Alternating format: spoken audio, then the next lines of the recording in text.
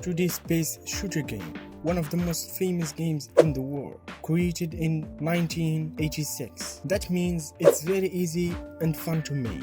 So in this video I will make the 2D space shooter game. Stay tuned to see the result. This video is sponsored by me. If you have a channel on YouTube and you want to increase your views, you have to care about your thumbnails. As you see, I made my thumbnail by myself. So if you want to get an eye-catchy thumbnail, click on the link below. First, I'll set the settings of the window dimensions to 540 and 960. Then I created the main scene, which is the world.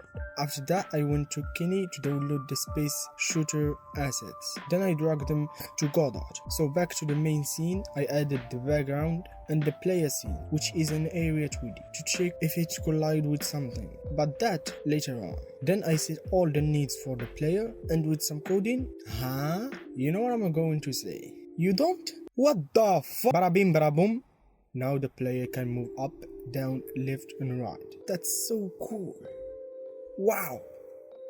Look at this.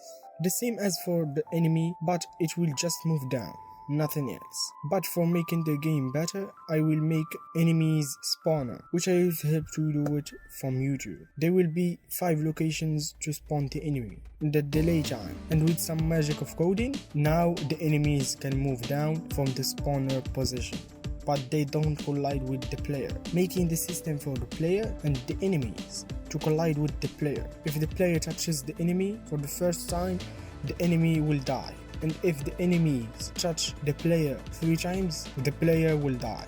But that's not the game. The player shoots a laser to kill the enemies, adding the laser from the player and making the enemies die if the laser touches them. And voila! This is the 2D space shooter game.